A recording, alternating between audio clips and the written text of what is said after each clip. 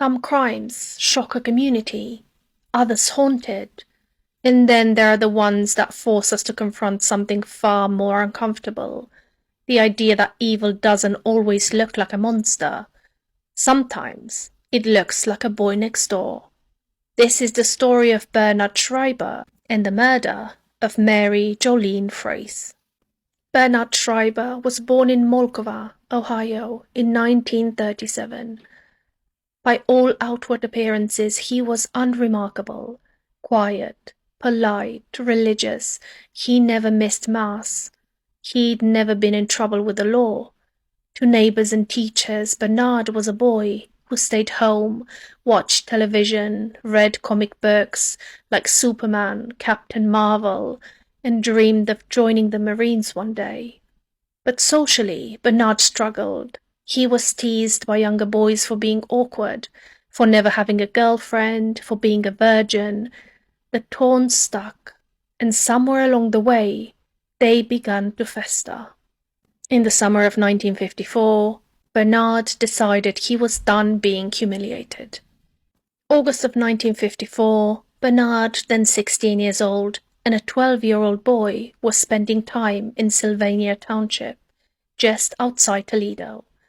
That's when they saw her, Mary Jolene Friess, a 17-year-old high school student, riding her bicycle to collect the mail. She didn't know either of them. She didn't notice them watching.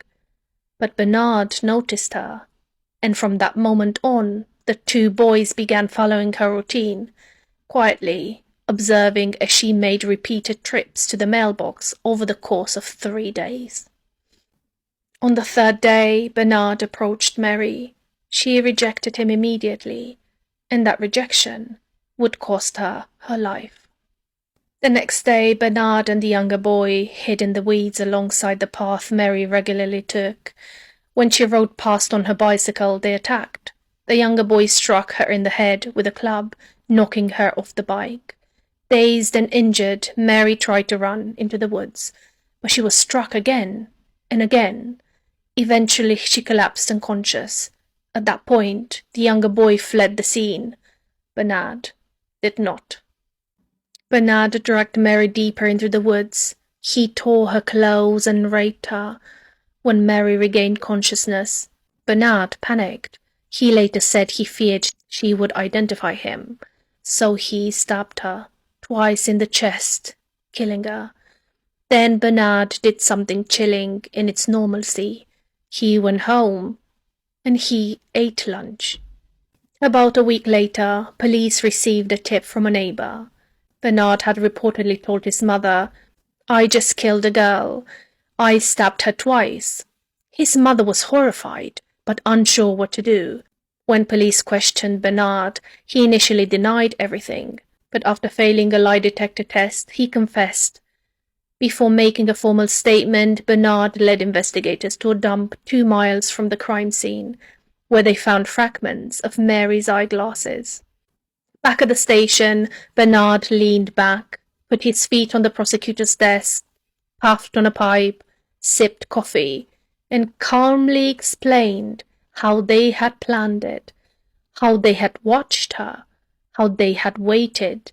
He said, "She looked good. We decided to wait for her. I was intrigued and aroused by the way she was dressed." The detachment was unsettling. When questioned, the 12-year-old boy cried. He denied involvement in the murder, but admitted to knocking Mary off her bike. Legally, that mattered, because he fled the scene before the rape and killing, and because of his age, he was never charged. Not for murder, not for rape, not even for assault. He was released to his mother. Bernard, meanwhile, stayed home, watching television, peering through windows, even joining a sheriff's search party after Mary's body was discovered, just to see how close they were getting. Bernard Schreiber was charged with first-degree murder and certified to stand trial as an adult. In January 1955, he waived his right to a jury trial and entered a plea of not guilty by reason of insanity. 4 psychiatrists testified. Their conclusion: Bernard was legally sane. but intellectually disabled, with the mental capacity of an 11-year-old. He was in 11th grade, but functioning academically at a 7th grade level. Still, the prosecution pushed for death.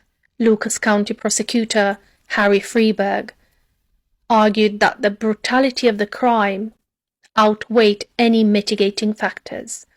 He said, "Never, and I mean never, should this man be in a position to commit a similar crime again."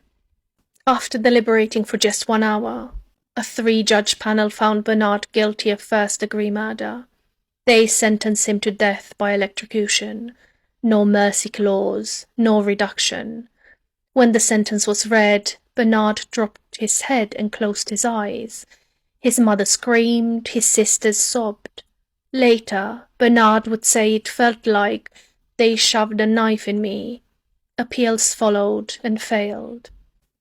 On the 14th of December 1955, the Ohio Supreme Court rejected his final appeal.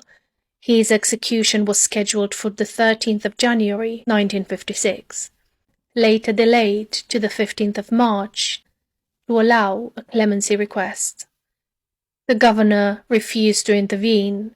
Bernard Schreiber's fate was sealed. This case leaves behind difficult questions about youth and responsibility, about intelligence and culpability, about how quickly a quiet life can fracture into violence. But one truth remains unchanged. Mary Jolene Friess mattered. She was a daughter, a student, a girl riding her bike to get the mail, unaware that she was being watched, and her story deserves to be remembered. Thank you for listening. If this story stayed with you, take a moment to remember Mary, not for how she died, but for the life she never got to finish. Thank you so much for listening to today's story, and until next time, stay safe.